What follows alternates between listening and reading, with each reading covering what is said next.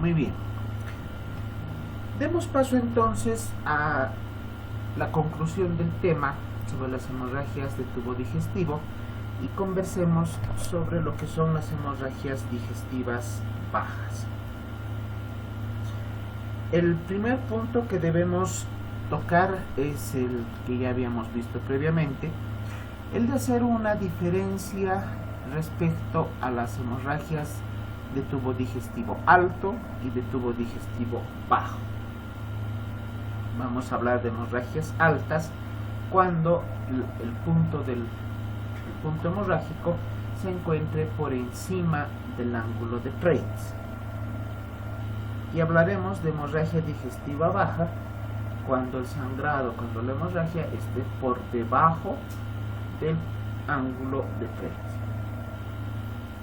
Ese es el punto de división entre un grupo de enfermedades y otras.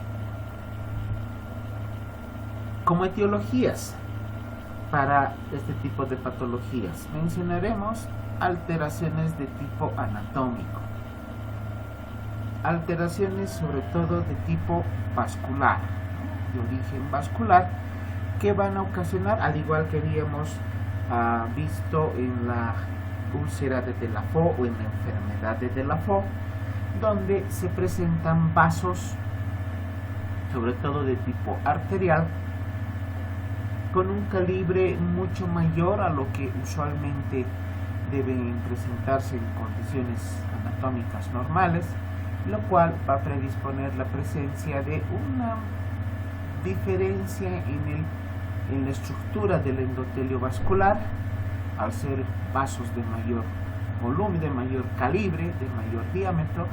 Su pared se vuelve más delicada, más lábil y por lo tanto con mayor predisposición a las rupturas. Esta ruptura de los vasos puede presentarse en cualquier punto por debajo del ángulo de Treitz, pero sobre todo a nivel de la irrigación en intestino delgado. Estamos hablando del hilo, sobre todo del hilo. También procesos inflamatorios pueden motivar la presencia de hemorragias de aparato digestivo y la presencia de neoplasias. En el punto del origen vascular también debemos mencionar a la etiología referida a las hemorroides. Las hemorroides que comprometen la zona del recto, la parte final del tubo digestivo, con vasos que están también bastante dilatados, circunstancias que, como ya mencionamos previamente, son las que predisponen a la ruptura de los vasos y la presencia de hemorragias. Pero en el caso de las hemorroides también debemos indicar el origen respecto a las características referidas al hábito catártico. ¿A quiénes les da hemorroides? ¿Cuáles son los factores de riesgo para la presencia de hemorroides? Personas que presentan constipación crónica, personas que tienen mucha dificultad para la evacuación de heces fecales, aquellas personas que deben estar sentadas en el baño durante un lapso de tiempo muy prolongado y que realizan la acción del pujo tratando de eliminar la materia fecal. El pujo lo que predispone es a un aumento en la presión intraabdominal, un aumento en la presión de los vasos que se encuentran en la zona perianal, ya sea en la parte externa o interna del orificio anal, y este aumento de presión intravascular es el que va a favorecer la dilatación de los vasos que forman el paquete vascular de dicha zona, produciendo en alguna circunstancia que a un aumento del pujo se lesione, se lacere la pared del endotelio, ocasionando el correspondiente cuadro hemorrágico. Y en cuanto a las neoplasias, tumores de toda índole de tipo maligno que ocasionan sangrado, ya hemos mencionado en el tema correspondiente de neoplasias de intestino, aquellos tipos neoplásicos que van a comprometer sobre todo a la zona del colon sigmoides y a la zona del colon ascendente y transverso, que son donde se ubican con mayor frecuencia las neoplasias malignas. Al igual que en las hemorragias digestivas altas, la presencia de una hemorragia digestiva baja amerita la necesidad de poder realizar un estudio exhaustivo para determinar el origen, para poder identificar adecuadamente el punto de sangrado, que es el que está motivando la presencia de esta clínica. Como causas, también debemos mencionar al divertículo de Meckel. Las enfermedades diverticulares de intestino se consideran en muchas de las bibliografías como una de las causas más frecuentes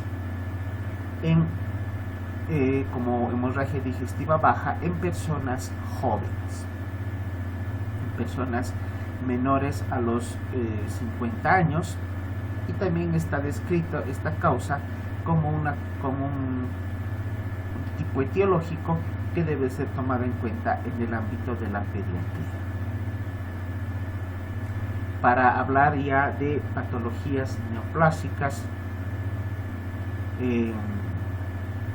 hablemos de personas que están por encima de los 40 años de edad, que son las personas que llegan a producir con mayor frecuencia las hemorragias digestivas por esta causa, y algunas otras de las posibilidades etiológicas se presentan también en personas ya de tercera edad. Por lo tanto, las causas neoplásicas pongámosle por encima de los 40 años, y otras causas como las lesiones vasculares, alteraciones de la mucosa intestinal, lesiones, laceraciones de la mucosa intestinal, ya como grupo etiológico a las personas de tercera edad.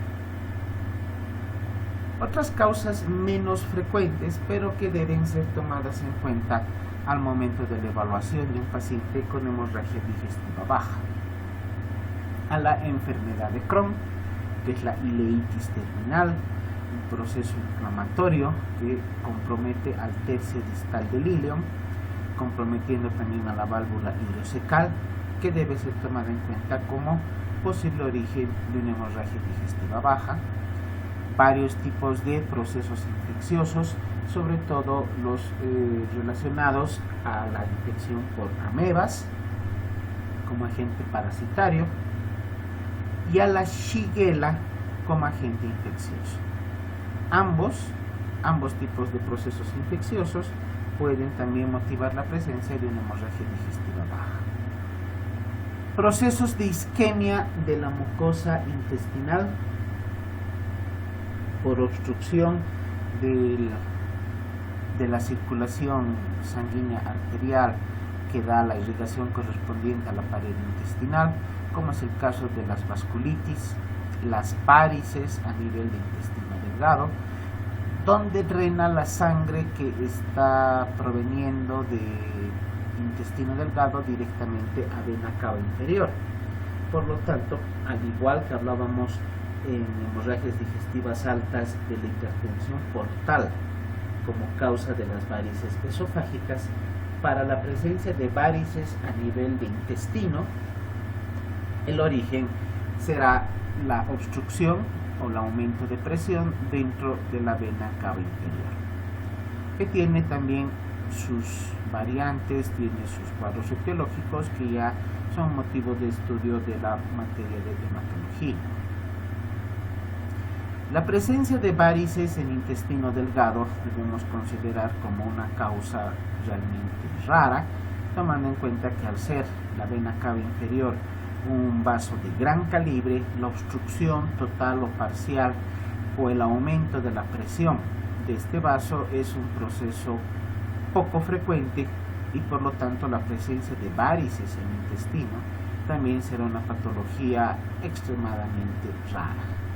La presencia de divertículos, hemos hablado como el divertículo de Meckel, presencia de quistes o por lesiones de intususcepción de la mucosa intestinal, donde la mucosa se dobla, si vale el término, sobre sí misma, produciendo lesión de los capilares de esta mucosa, favoreciendo la presencia de lesiones isquémicas o necróticas que van a ser la causa por la cual esta zona puede sangrar. Este último punto que estamos mencionando podemos colocarlo en el punto donde hablamos respecto al aumento de tamaño del intestino, sobre todo del colon, en los casos de megacolon de altura, muy común acá en las ciudades de altura del país, o el megacolon chagásico, que tiene mayor número de casos en las zonas del valle y del oriente del país, en zonas donde hay endemia respecto a la presencia del Chagas, sobre todo en zonas de los valles. Acá en la altura, sobre todo encontraremos al megacolon de altura, donde el colon presenta un aumento en cuanto a su longitud y en cuanto a su diámetro. El aumento en la longitud del colon será la que va a favorecer la presencia de la intususcepción al ser el colon más largo de lo normal, y para poder acomodarse dentro de la cavidad abdominal debe realizar una serie de giros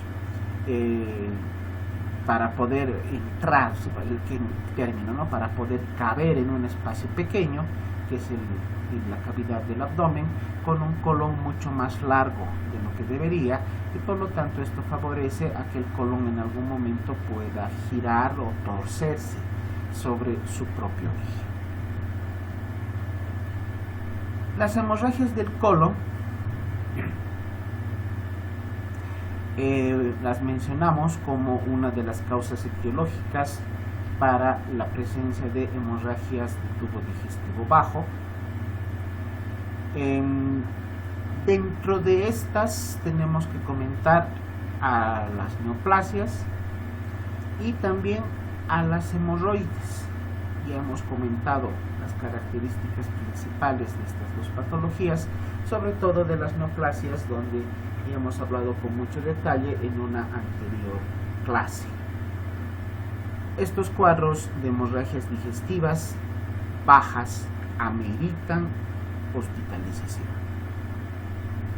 Mucho más si el paciente ya tiene alguna alteración de tipo hemodinámica, si la pérdida sanguínea ha sido importante, si el volumen el volumen vascular ha disminuido, si la volemia ha disminuido, entonces es imperioso para el paciente poder ser hospitalizado, uno, para corregir la volemia, para corregir la anemia que se puede haber producido, para corregir las alteraciones hemodinámicas si el paciente está con hipotensión,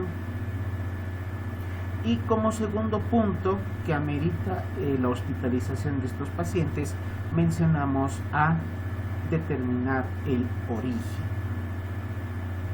Siempre debemos determinar cuál es el origen del sangrado. No podemos quedarnos con simplemente corregir un cuadro anémico y dejar que el paciente siga sangrando. Como les decía en la anterior clase, es como dejar un grifo goteando. Gota a gota la sangre va a seguir saliendo del punto sangrante y el paciente puede entrar nuevamente en un proceso de anemia o de shock hipovolémico. Por lo tanto, es necesario poder identificar correcta y adecuadamente el lugar del sangrado para tener la certeza de que el sangrado como tal ya ha sido corregido cuando se realice ya el tratamiento correspondiente, y que el paciente ya no correrá el riesgo de presentar nuevos episodios de sangrado en futuras oportunidades.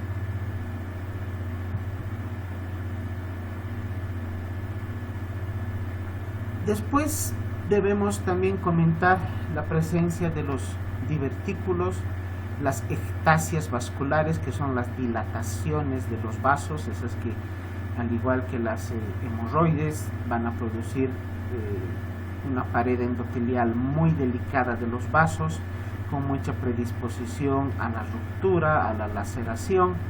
Principalmente estas ectasias vasculares se presentan a nivel del colon ascendente, parte del colon transverso, que son las zonas con mayor predisposición para la presencia de este tipo de patologías, la presencia de neoplasias, la colitis, las enteropatías inflamatorias de tipo idiopático o infeccioso. Acá ya mencionamos a la Shigella y a las amebas como causas más frecuentes. Y también no olvidemos a los pacientes que han sido sometidos o están siendo sometidos a un tratamiento por radiación. Pacientes que tienen diversos tipos de neoplasias, que están con el tratamiento oncológico para algún tipo de cáncer, donde el tratamiento es la radioterapia. No olvidemos que la radioterapia no solamente actúa sobre las células cancerígenas, también actúa sobre las células sanas. Y dependiendo de la reacción, de la respuesta del organismo de esta persona, estas células sanas que son sometidas a radiación podrán tener un sinfín de posibles alteraciones. En el tema que estamos tocando, la presencia de hemorragias puede ser debida a isquemia de las células que conforman la pared del intestino, motivando la presencia de ulceraciones. Por lo tanto, pacientes que son sometidos a radioterapia tienen una gran predisposición a poder presentar en algún momento hemorragias digestivas, sobre todo de tubo digestivo bajo, sin olvidar a las hemorragias también del tubo digestivo alto. Otras causas también a tomar en cuenta: la hemorragia post-polipectomía, cuando el paciente presenta pólipos, y hemos mencionado ese tema correspondiente también en otra clase. El tratamiento quirúrgico para la resección de los pólipos se llama polipectomía, y estas zonas donde antes se encontraban los pólipos pueden ser un punto inicial para futuros cuadros hemorrágicos. Presencia de úlceras, como la úlcera rectal solitaria, que se presenta a nivel de la parte final del recto, ¿no?, por laceración de la mucosa del recto.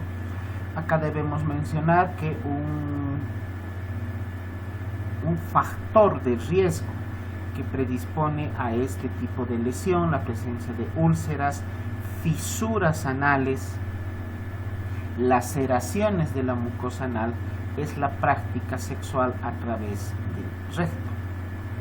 Esta práctica sexual que es practicada, que es realizada por algunas personas, puede llegar a ser el factor de riesgo para que se presenten laceraciones, pequeñas heriditas que se presentan a nivel de la mucosa rectal, que pueden evolucionar hacia fisuras o inclusive hacia úlceras, y ser esta la causa por la cual se presenten las hemorragias colónicas o las hemorragias de tubo digestivo. También debemos mencionar acá a los traumatismos. Cualquier tipo de traumatismo abdominal, traumatismos abdominales abiertos o cerrados, como en el caso de agresiones físicas, heridas por arma blanca, por arma de fuego, si lesionan la pared del intestino, sobre todo del colon, lesionan a los capilares, a los vasos que irrigan a estos segmentos, también presentarán hemorragias. Presencia de varices, las hipertrofias linfoides en pacientes que ya cursan con algún tipo de neoplasia, con las adenomegalias que son propias de los cuadros neoplásicos, las vasculitis y las fístulas aortocólicas, una patología muy rara descrita en algunas bibliografías donde se presenta un trayecto fistuloso entre la aorta abdominal o alguna de las ramas de la aorta abdominal y el colon. A través de esta fístula, la sangre arterial que está dentro de la aorta abdominal sale por la fístula y llega hacia el colon, promoviendo la salida de grandes cantidades de sangre a través de la zona anal. Para realizar el diagnóstico debemos tomar mucho interés y realizar con mucho detalle una historia clínica donde debemos evaluar posibles factores de riesgo que hemos mencionado, como son las neoplasias, patologías de tubo digestivo que ya hubieran sido diagnosticadas previamente, prácticas sexuales tomando en cuenta la posibilidad de las úlceras o fisuras anales, episodios previos donde se hubieran presentado situaciones hemorrágicas, medicación y tratamiento que un paciente hubiera presentado previamente en algún otro cuadro similar. Al momento de realizar el examen físico, luego de determinado el punto de la anamnesis, en el examen físico no olvidarnos hacer un examen físico completo, no solamente ir al abdomen, palpar, auscultar, percutir el abdomen. Revisemos de pies a cabeza al paciente, no olvidemos que el paciente tiene corazón, tiene pulmones, tiene cabeza, tiene riñones, tiene hígado, tiene otros órganos que posiblemente puedan estar también lesionados y podamos encontrar algún otro tipo de alteración patológica. En cuanto al examen físico general, la evaluación de los signos vitales está dentro del punto principal a ser evaluado, porque debemos determinar o debemos lograr que el paciente se encuentre con una hemodinamia estable, que su presión arterial esté normal, que la frecuencia cardíaca esté normal, y hemos hablado en el tema previo respecto a las alteraciones de la hemodinamia secundarias a un cuadro digestivo hemorrágico. Debemos determinar si el paciente está hipotenso, con hipotensión ortostática o hipotensión supina. Recordemos rápidamente a qué denominamos estos dos conceptos. La hipotensión ortostática es aquella en la cual el paciente presenta disminución de la presión arterial al pasar de una posición de cuclillas, de rodillas, agachado hacia el piso, y se reincorpora súbitamente y se pone de pie, y para presentar hipotensión, eso llamamos hipotensión ortostática. En cambio, la hipotensión supina es aquella en la cual el paciente está en decúbito dorsal, está echadito en cama, está echadito en la camilla del consultorio, y determinamos la presencia de hipotensión con el paciente completamente en reposo. Eso llamamos hipotensión supina. La presencia de hipotensión en un paciente que cursa con hemorragia es un dato de alarma, lo cual nos indica que el volumen de sangre perdido es importante, que la cantidad de volemia que se ha perdido ha logrado alterar la hemodinamia, y por lo tanto el paciente está hipotenso. Ya la presencia de hipotensión, taquicardia, palidez de piel y mucosas, presencia de extremidades frías, ya nos indican la probabilidad de que nuestro paciente en cualquier momento pueda entrar en un cuadro de un shock de tipo hipovolémico y por lo tanto poner en riesgo su vida. Ya les decía hace un momento, todo paciente con hemorragia digestiva debe internarse. Aunque aparentemente el paciente esté estable, esté tranquilo, no tenga un sangrado activo en ese momento, lo mejor es hospitalizar al paciente. Nada nos garantiza que en cualquier momento el paciente en casa pueda presentar un cuadro hemorrágico masivo, un episodio de hemorragia masiva, ya sea alta o baja, y que se complique en casa, inclusive pudiendo llegar a la pérdida de conocimiento, lo cual va a poner en riesgo su integridad física, pone en apuros a la familia. Para evitar todas esas circunstancias, paciente que cursa con un cuadro hemorrágico de vía digestiva, alta o baja, siempre debe internarse. Una vez que hemos logrado diagnosticar correctamente a nuestro paciente, está en un proceso ya de tratamiento hospitalario, estos procesos hemorrágicos deben ser complementados con la solicitud de estudios complementarios. En el laboratorio, lo principal, como en cualquier otra patología, el laboratorio de rutina, hemograma, glicemia, creatinina, que acá en esta patología de las hemorragias digestivas serán de mucha utilidad. El cuadro hemático nos mostrará en la serie roja a cuánto ha bajado el valor de la hemoglobina y del hematocrito para determinar la presencia de anemia y la necesidad de una transfusión. Ya les comentaba también previamente, lo volvemos a repetir, que para poder diagnosticar laboratorialmente un proceso de anemia, debemos tomar en cuenta el valor de la hemoglobina. Si la hemoglobina está baja, obviamente el hematocrito estará bajo, el valor de los glóbulos rojos estarán bajos, pero fijémonos en el punto principal de la hemoglobina. Una hemoglobina entre 9 a 12 gramos por decilitro ya clasifica al paciente como anemia leve. Una hemoglobina entre 7 a 9 gramos por decilitro cataloga al paciente como anemia moderada. Y con la hemoglobina menos de 7 gramos por decilitro ya podemos considerar anemia severa.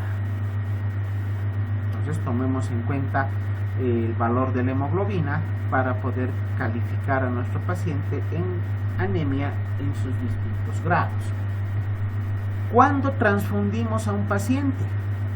Cuando la hemoglobina está por debajo de 7, en cualquier circunstancia, o cuando la hemoglobina está por debajo de 10, pero ya con alteraciones hemodinámicas. Todo paciente por debajo de 7 de hemoglobina debe transfundirse. Cuando el paciente tiene hemoglobina por debajo de 10, pero ya encontramos alteración hemodinámica, que es hipotensión, taquicardia, baja saturación de oxígeno, también es otra indicación para la transfusión sanguínea. Y también habíamos indicado que por cada unidad de paquete globular que se transfunda al paciente, la hemoglobina subirá un punto. Si el paciente está con 8 de hemoglobina y le damos de transfusión 2 unidades de paquete globular, esperamos que la hemoglobina suba a 10. Sigue siendo anemia. Antes estaba en anemia moderada con 8, con 10 estará en anemia leve. Por lo tanto, nuestro objetivo con una transfusión sanguínea será poder subir la hemoglobina a un valor por lo menos de 12. Si el paciente está con 8 de hemoglobina, para llegar a 12 necesitaremos transfundir 4 paquetes globulares, ¿no? Entonces, de esa manera realizamos el cálculo. No simplemente demos una unidad de paquete globular, que a veces no nos va a ayudar en mucho o en nada a poder corregir una alteración hemodinámica. Tratemos de llegar mínimamente, debemos llegar mínimamente a un valor de 12 gramos por decilitro en la hemoglobina.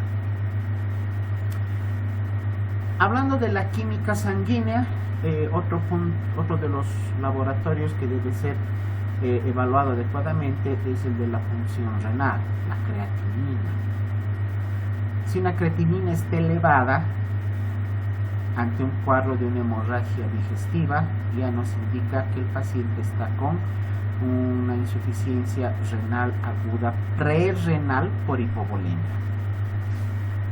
Se ha perdido tanta cantidad de sangre que se ha disminuido el volumen de sangre que va a llegar a los riñones. Esto disminuye el filtrado glomerular, disminuye el volumen de producción de orina y el paciente presentará oliguria.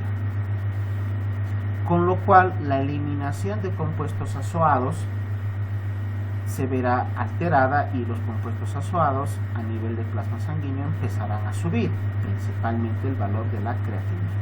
Por lo tanto, todo paciente que cursa con hemorragia digestiva con un valor de creatinina elevado ya nos indica que la hemorragia es importante, que hay que tomar las medidas terapéuticas necesarias a la brevedad posible, porque este paciente ya cursa con insuficiencia renal aguda de origen prerrenal secundario a la hemorragia. ¿Cómo vamos a revertir la insuficiencia renal? Corrigiendo la volemia. Si la causa por la cual el paciente está en insuficiencia renal es la pérdida de sangre, debemos administrar la cantidad de sangre perdida para que se normalice el valor de la volemia, se normalice el filtrado glomerular y se logre normalizar el funcionamiento renal. Entonces, en los laboratorios será necesario el poder evaluar adecuadamente el valor de la creatinina. También debemos determinar cómo está la coagulación sanguínea ante un cuadro hemorrágico, descartar que el problema no solamente pueda ser de origen intestinal o del aparato digestivo, sino también que pueda existir alguna alteración a nivel del coagulograma. Y si encontramos tiempo de coagulación, tiempo de sangría o tiempo de protrombina alterados, se deberá realizar la corrección de los mismos para evitar que el paciente siga sangrando. Debemos tomar en cuenta que el punto principal de nuestra terapéutica será el parar el sangrado, cohibir la hemorragia, detener la hemorragia. De nada sirve darle transfusión sanguínea a un paciente con hemorragia si el punto de sangrado sigue activo. La sangre entra por una vena periférica y se sale nuevamente de los vasos por el tumor, por la úlcera, por la fístula, por cualquier alteración que esté ocasionando la hemorragia. Primero debemos detener la hemorragia. Para detener la hemorragia debemos ubicar el lugar del sangrado. Y para ubicar el lugar del sangrado realizamos la colonoscopía como proceso diagnóstico, como medio de diagnóstico complementario a tomar en cuenta como primera medida. Al igual que hablábamos en las hemorragias digestivas altas, de convocar inmediatamente al endoscopista, al gastroenterólogo, para que realice la endoscopía digestiva alta para detener la hemorragia.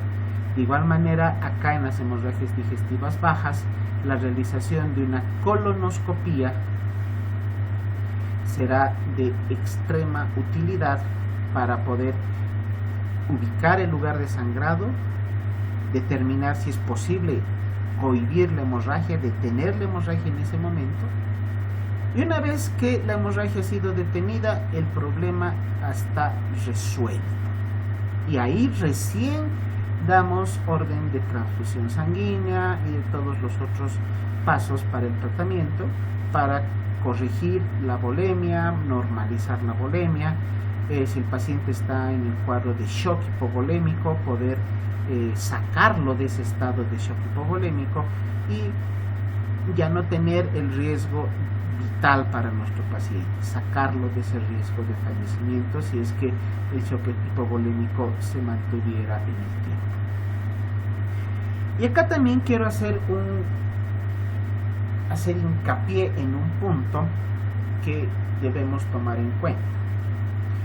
Al hablar de hemorragias digestivas altas, hemos indicado que la endoscopía digestiva alta debe ser realizada para ubicar el punto de sangrado. Pero ¿hasta dónde puede llegar el endoscopio? ¿Hasta dónde puede llegar el endoscopio para ubicar el punto de sangrado en una endoscopía digestiva baja? Llegará hasta duodeno.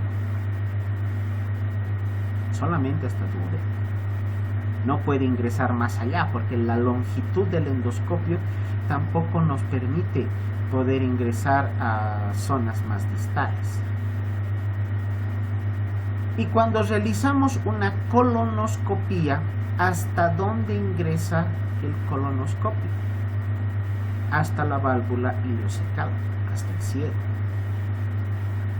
No puede ingresar más allá porque no se puede vencer la resistencia de la válvula ileocecal. Por lo tanto, en la realización de una endoscopía digestiva alta y una colonoscopía nos queda un trecho intermedio bastante amplio con toda la longitud de yeyuno y de ileum, donde ni la endoscopía digestiva alta ni la colonoscopía podrán ingresar. ¿Qué hacemos en el caso de que un paciente presente hemorragia digestiva y la endoscopía no ubique el punto de sangrado y la colonoscopía tampoco? Ahí ya indicamos que el punto de sangrado está en algún segmento del yeyuno o en algún segmento del ileum, donde ni la endoscopía alta ingresará ni la colonoscopía tampoco ingresará. ¿Qué hacemos?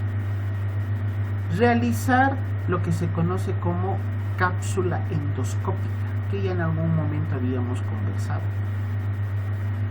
La cápsula endoscópica es como un supositorio grande, llamémosle así, supositorio grande, con la característica de tener en su interior el equipo correspondiente con la cámara que va a filmar todos los segmentos a partir del duodeno, más allá del duodeno.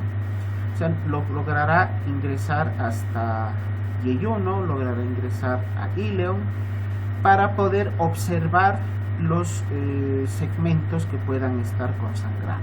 Esta cápsula endoscópica se le da al paciente para que la degluta, debe tragarla y esperar que el peristaltismo del tubo digestivo la movilice hacia estos segmentos donde no está logrando ingresar ninguna de las otras endoscopías, ni la endoscopía alta ni la colonoscopía. Entonces la cápsula endoscópica viajará por toda la longitud del intestino, por toda la longitud de yeyuno, de ileum, y podrá observar a través de su cámara dónde está el punto de sangrado. Eso queda grabado, y la cápsula posteriormente debe recuperarse de las heces fecales del paciente para poder analizar la información que contiene. Y de esta manera podemos determinar dónde está el punto de sangrado. Este procedimiento, la cápsula endoscópica, simplemente se convierte en un medio diagnóstico. No podemos hacer terapéutica. No podemos cohibir un sangrado de una úlcera en yeyuno, porque la cápsula solamente va a filmar, no va a poder realizar tratamiento de criocoagulación o criocauterización, porque solamente tiene la filmadora, la cámara filmadora en su extremo. Entonces la cápsula endoscópica solamente es un proceso o un medio de diagnóstico, no así un medio de tratamiento. Esta solicitud de realización de la cápsula endoscópica son circunstancias bastante especiales en las cuales se la debe solicitar. En nuestra experiencia acá en el Hospital de Caminos hemos requerido la utilización de una cápsula endoscópica en un par de circunstancias, tomando en cuenta que hemos logrado determinar el origen de los sangrados ya sea con endoscopía alta o con la colonoscopía en la mayor parte de los casos. Entonces, siempre que un paciente esté con hemorragia digestiva, debe internarse, solicitar los laboratorios correspondientes y además la solicitud de un tratamiento o de la participación del endoscopista para realizar una endoscopía terapéutica y diagnóstica son las primeras medidas que se deben tomar en cuenta. Y hemos hablado respecto también a la utilización de los fluidos, de las soluciones, de colocarle un suerito al paciente para poder realizar no solamente la administración de líquidos, sino también posibles fármacos que puedan ser necesarios posteriormente en el tratamiento. Ahora, ¿cuándo está indicado un tratamiento quirúrgico? ¿Cuándo se debe operar al paciente que cursa con una hemorragia digestiva?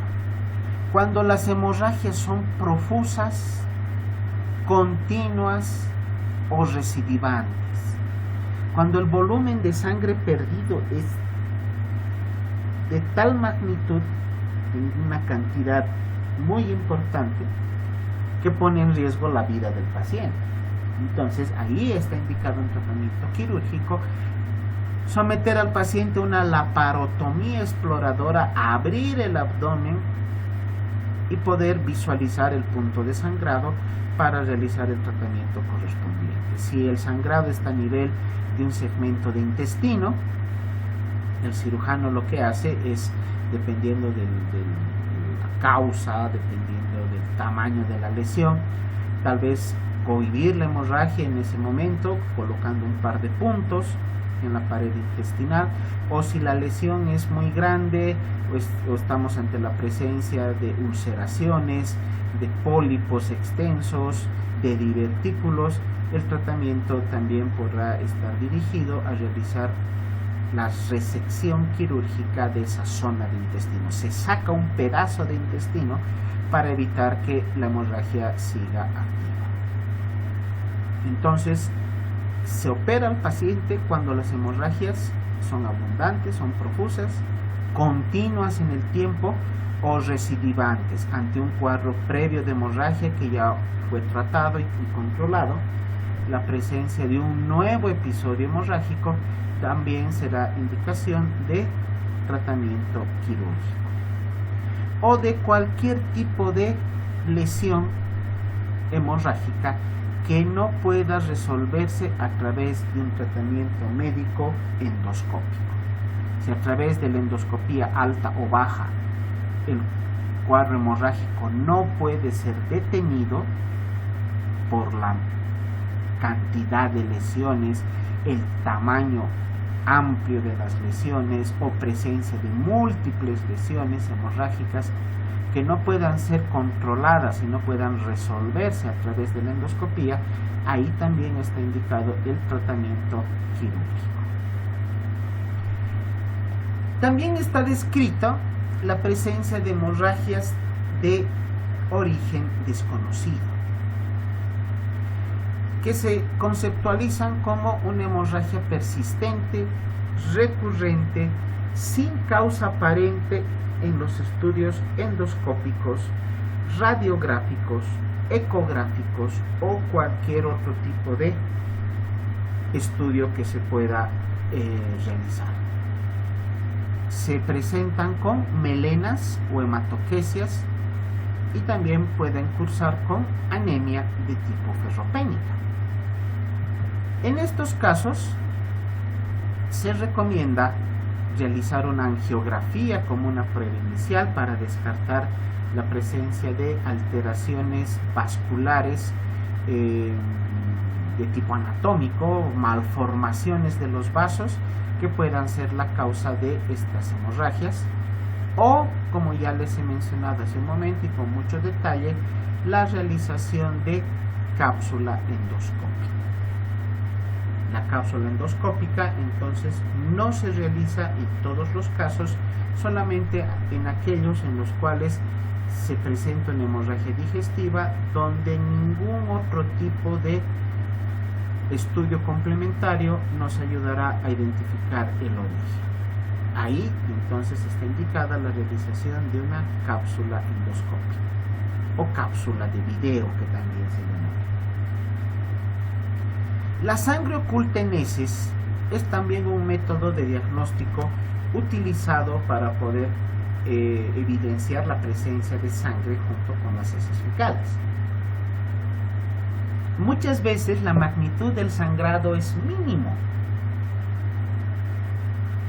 con cantidades tan pequeñas de sangre que no son identificadas a simple vista ni por el paciente ni por el personal médico al momento de la observación de las heces fecales.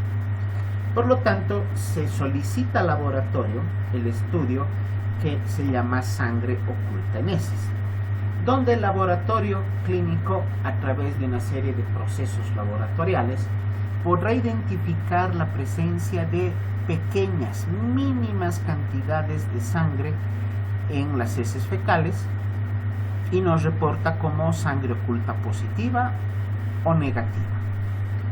La presencia de un resultado positivo de sangre oculta en heces es indicación para realizar colonoscopía para identificar el punto de sangrado. Si el resultado es negativo, prácticamente estamos descartando que el paciente tenga algún tipo de hemorragia, a menos que se identifique anemia de tipo ferropénica o síntomas de tipo digestivo que todavía hagan sospechar la presencia de un posible cuadro hemorrágico. Y también no olvidar lo que habíamos hablado en la anterior clase, que existen algunos elementos, sobre todo de tipo terapéutico en cuanto al uso de fármacos, que pueden oscurecer las heces o producir la presencia de heces similares a las que se presentan en un sangrado digestivo. Ahí hemos hablado de el hierro, sobre todo del uso del sulfato ferroso, que puede colorear las heces fecales, les da un color similar al que se presentan en los casos de hemorragia. Les he enseñado también que ante la duda si esas heces fecales tendrán sangre o no, realicemos la prueba de la peroxidasa, o sea, la prueba del agua oxigenada. Hacer gotear agua oxigenada o colocar un chorrito de agua oxigenada sobre las heces fecales. Si burbujea, es sangre. Si no burbujea, no es sangre. Ante la prueba de peroxidasa positivo, estamos ante un cuadro de hemorragia digestiva. Posibles etiologías, además de la hemorragia digestiva, para la presencia de sangre oculta en heces: cáncer de colon, úlceras pépticas, cuadros de gastritis, sobre todo de la gastritis hemorrágica, angiodisplasias, que son patologías de tipo vascular, o la enfermedad inflamatoria intestinal, que también debe ser tomada en cuenta como posible causa de la sangre oculta en heces. Ya para concluir este tema, en muchas oportunidades me han escuchado hablar respecto a los diagnósticos. Para el médico, realizar un correcto diagnóstico es la clave de su trabajo. Una buena historia clínica nos lleva a un buen diagnóstico. Una mala historia clínica nos llevará a un diagnóstico equivocado y por lo tanto la posibilidad de tener un tratamiento incorrecto. Cuando estamos ante un cuadro de una hemorragia digestiva, debemos ver que, como en la mayor parte de las enfermedades, como yo les indico, las enfermedades tienen nombre y apellido. Los diagnósticos tienen nombre y tienen apellido. ¿Cómo indicamos el diagnóstico final en las hemorragias del aparato digestivo? ¿Cómo vamos a mencionar correctamente los diagnósticos en un paciente que tiene hemorragia digestiva? Tomando en cuenta estos 5 puntos que se les menciona. Primero, indicar si la hemorragia es alta o baja. Segundo, indicar si la hemorragia es activa o es inactiva. Ya hemos visto cómo determinar si una hemorragia es alta o baja. ¿Cómo determinamos si una hemorragia es activa o es inactiva? A través de la identificación de un punto sangrante visible, un punto sangrante que nos indica que la hemorragia es activa. Si el paciente está con el sangrado, es una hemorragia digestiva activa. Si la hemorragia ya se ha detenido, es una hemorragia inactiva. También debemos determinar si la hemorragia es leve, moderada o severa. Y eso ya hemos aprendido en la anterior clase, en base al volumen de sangre perdido o a la cantidad, a la cantidad de sangre identificada como pérdida hemática. También debemos indicar si una hemorragia digestiva es hemodinámicamente estable o hemodinámicamente inestable. Llamamos hemodinámicamente estable cuando la presión arterial, frecuencia cardíaca, frecuencia respiratoria, saturación de oxígeno están en parámetros normales. Si alguno de estos, de los signos vitales, están alterados, llamaremos una hemorragia digestiva hemodinámicamente inestable. Y por último, indicar el origen. Secundaria a una úlcera gástrica, a varices esofágicas, a cáncer de colon, a hemorroides internas, a pólipos colónicos, a enfermedad diverticular, a mediasis, a shigellosis, no sé, a cualquier tipo de posible etiología. Siempre recordemos estos 5 puntos. Las hemorragias digestivas tienen nombre y apellido. El diagnóstico tiene nombre y apellido. El diagnóstico es hemorragia digestiva y estos son los 5 apellidos que deben acompañar al diagnóstico. Hemorragia digestiva alta o baja, activa o inactiva, leve, moderada o severa, hemodinámicamente estable o hemodinámicamente inestable y por último secundaria A. ¿Cuál es el origen de la hemorragia?